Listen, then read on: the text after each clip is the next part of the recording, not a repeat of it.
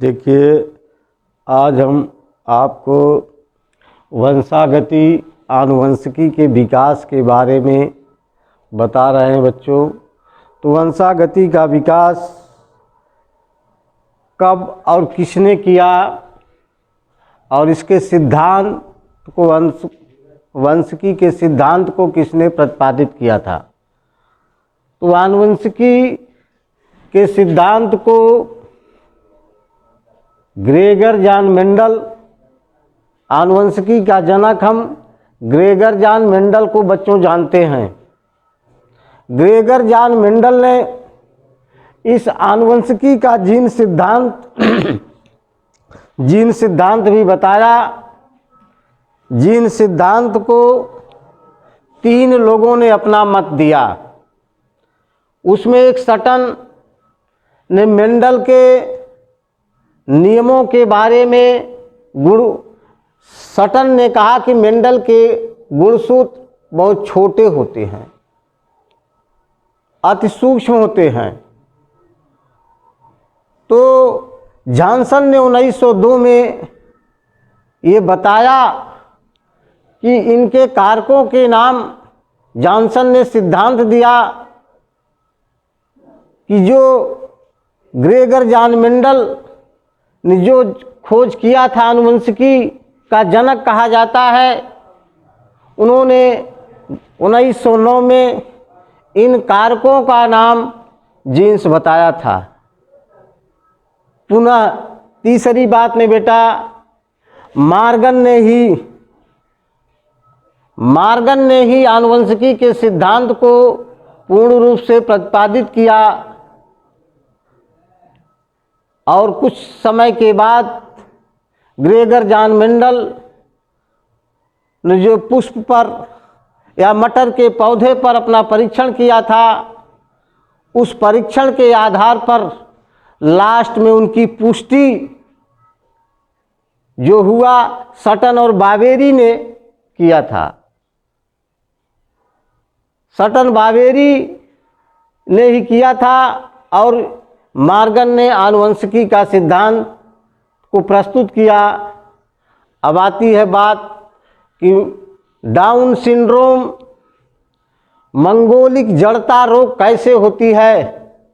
या पहले देख लीजिए कि मानव में गुणसूत्र 23 जोड़ी यानी 46 और 22 जोड़ी 44, 21वीं जोड़ी 42 आती है और 18वीं जोड़ी जिसे हम ट्राइसोनिक अवस्था में देखते हैं।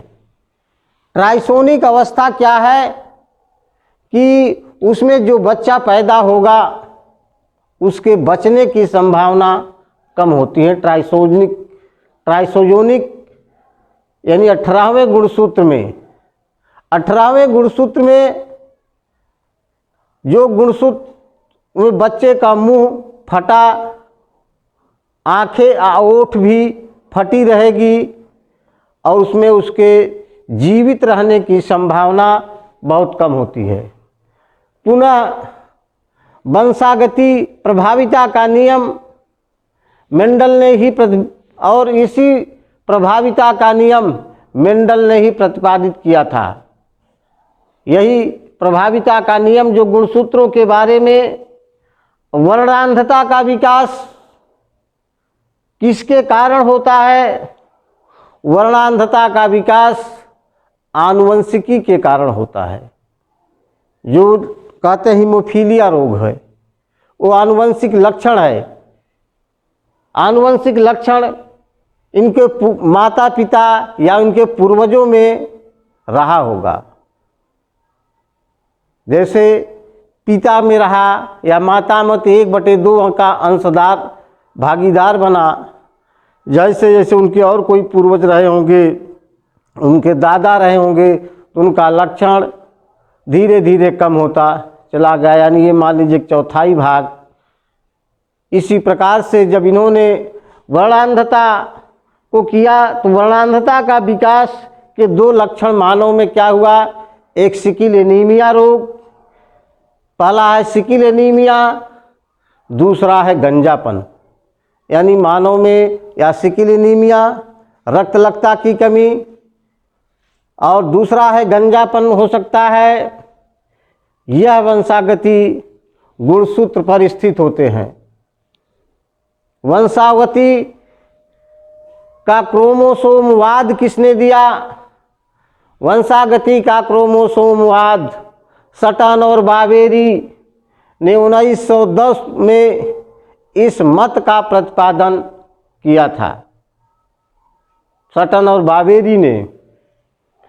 और इन्होंने, जो अब गुणसूत्र की बात आती है, तो मानव में गुणसूत्रों की संख्या, हमने एक तो बाप को बताया 18वीं जो गुणसूत्र जिसे ट्राइसोजोनिक कहते हैं, तो मानव में कुल 46 गुणसूत्र होते हैं, जिसे हम समुच्चय का सम कह सकते हैं। और 23वीं जोड़ी यानी 44 गुणसूत्र अलिंगी होते हैं। यह मेल में, यानी मेल में विषम रूपी यक्ष और वाई गुणसूत्र होता है, और जब मेल में विषम रूपी यक्ष वाई है तो फीमेल में समरूपी गुणसूत्र होगा, यानी यक्ष और यक्ष होगा। ये 22 दूना 23 46 हो गया, ये 44 हो गया। गुणसूत्र निर्धारण में 4 विधियों का प्रारूप बनाया गया। सबसे पहले यक्ष यक्ष गुणसूत्र और यक्ष वाई, समयुग्मी और विषम युग्मी। समयुग्मी विषम युग्मी में एक गुणसूत्र है किसमें?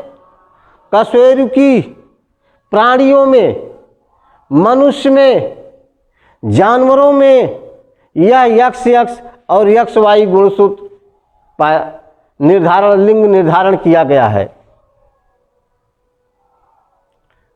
और यक्ष यक्ष यक्ष वो गुणसूत्र, यह जो है तिल चट्टा कीटों तथा अन्य कीटों में पाया जाता है।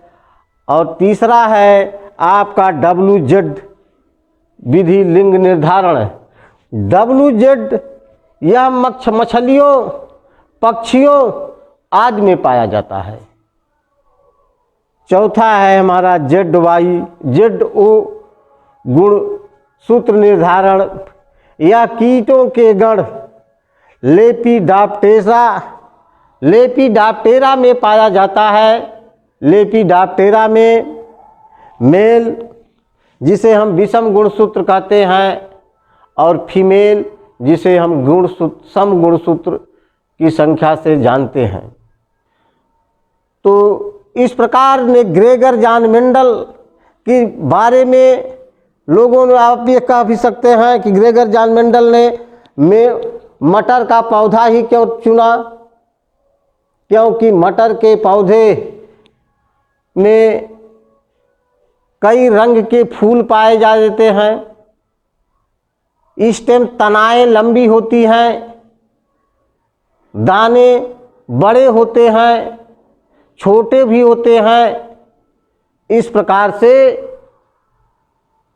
ग्रेगर जॉन मेंडल ने मटर के ही पौधों के चुना, और उनका पौधा तना भी लंबे होते हैं आज भी।